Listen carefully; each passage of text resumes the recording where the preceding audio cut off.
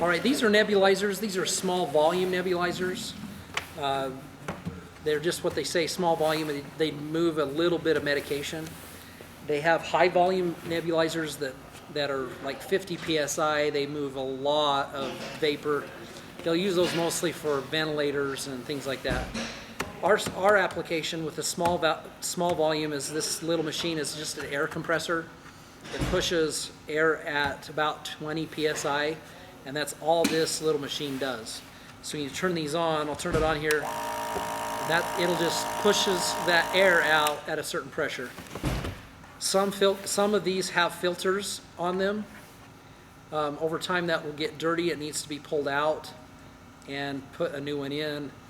These will last a long time typically, so you can just look at them. If they get really dirty, replace them.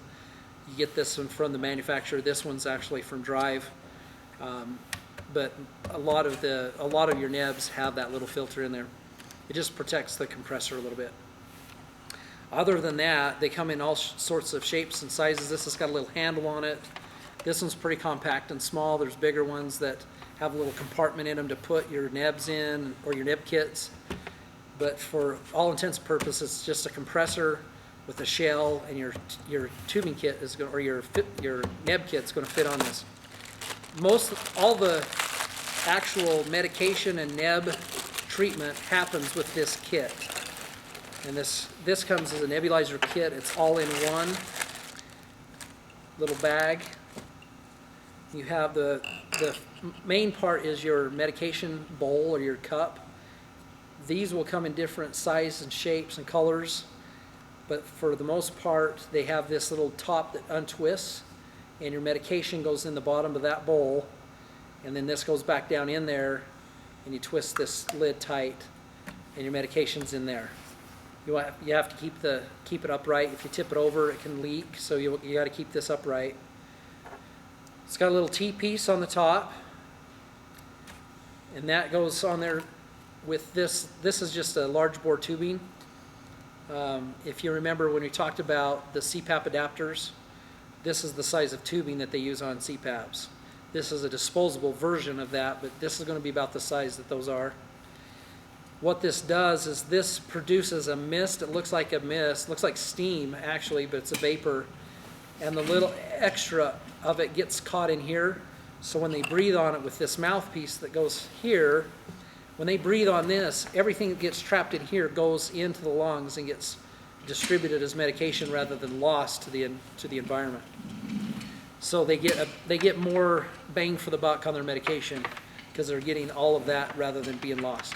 This tubing is just regular 7-foot oxygen tubing. So in a pinch, you can use oxygen tubing if you had to. If this got a hole in it or it was damaged somehow, it goes on the very bottom. On some kits, it has a little port on the side. Don't let that, it has to attach somehow to that kit. The other end goes right to the machine and attaches there, and you turn that on, and it's pressing through there, and it's going to nebulize this. We're going to use some water in lieu of medication. We do not do medication, by the way. If you are delivering to a place and they say, and you deliver this and they're like, where's the medication? Well, the pharmacy or the nurse is going to need to be providing that. This is just the machine to deliver that medication. We don't provide the medication. So what this does, I'm going to dump this out. This has a tiny, tiny little port. So it takes this pressure that's coming through this, focuses it down in a really tiny jet, and it's really pushing hard out this little jet. And then it hits up into this little thing called a baffle, and when it does that, it busts this medication into tiny, tiny particles. It has to be between 3 and 5 microns, and I think a hair is like 10 microns if I remember right, but 3 to 5 microns on the medication size to get into the lungs and get deep in the lungs for the medication to actually affect.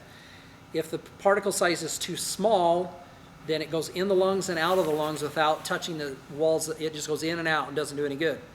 If the particle size is too big, all of the particles rain out in the upper respiratory tract and doesn't get down deep into the lungs to do the good. What they're doing with this medication, it's usually albuterol or some vasodilator. what that does is it opens up the lungs and helps them breathe easier. Asthmatics use this a lot. COPD patients use this a lot because it helps with opening the lungs so they can exchange that the gases. So now we've got water in here. This is a lot of time the medication is going to come in these little bullets. They'll twist the top off and pour it in there. We're just going to use water, but the medication looks like water typically. And then we're going to turn this on, and you're going to see it produces a mist. So this is where they're going to breathe on it and get the medication. And you can see on this end, I don't know if you can see that, but on this end, that medication, this mist is coming out this side as well. So when they breathe in, all of this is going to be delivered to the lungs. You can see if we take this off, all of this is immediately lost. And so this is called just a reservoir that holds a little more medication, and they get more medication per breath on that. A treatment should last about 10 minutes. So they'll breathe on this, and usually what they'll do is they'll take a breath, and this is more information than you're going to give the patient, but this is just internally. What they're supposed to do is take a breath, try to hold their breath, and then breathe out.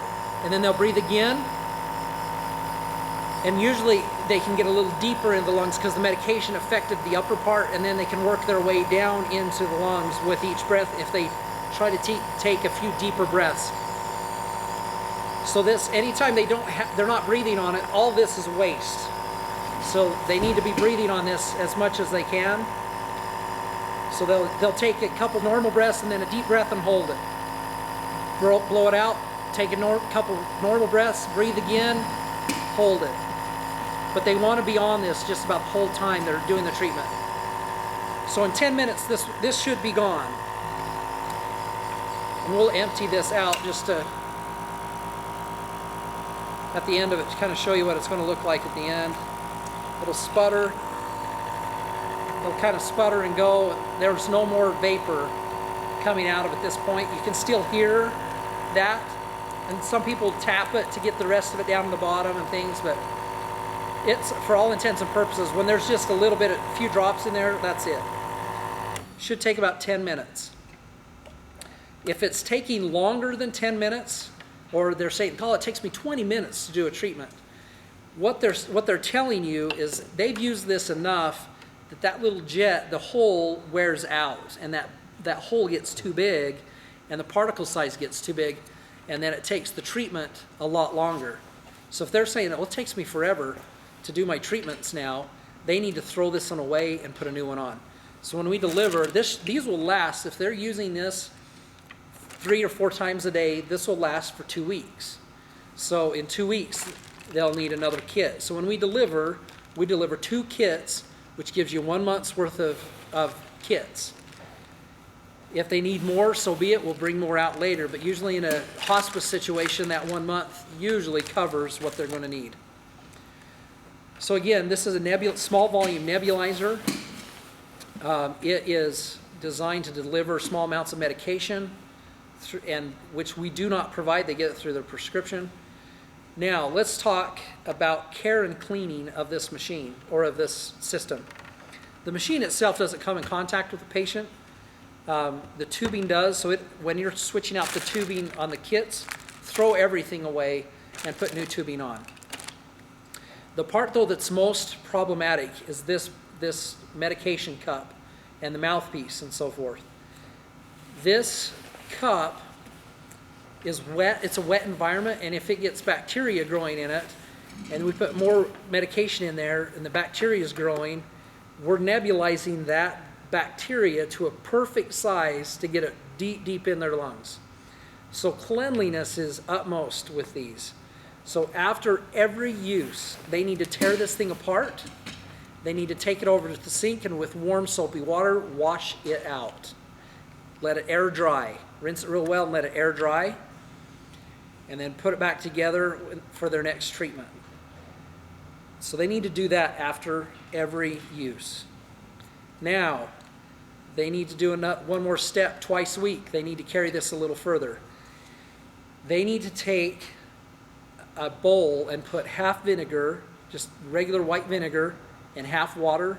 Take this all apart and submerge it in that mix. Leave it in there for 30 minutes. Again, they're supposed to do this twice a week. If they don't do that, then they run the risk of getting bacteria growth in the medication cup, and then they'll have more problems they already have. So we want to avoid that. So cleaning these has to be done on a regular basis. So after every use, wash it with warm soapy water. Twice a week, vinegar and water mix for 30 minutes. Has to. That disinfects the system, and then after 2 weeks, they throw the whole thing away and start with a new kit and start it all over, cleaning and disinfecting that. Same thing. That is a small volume nebulizer.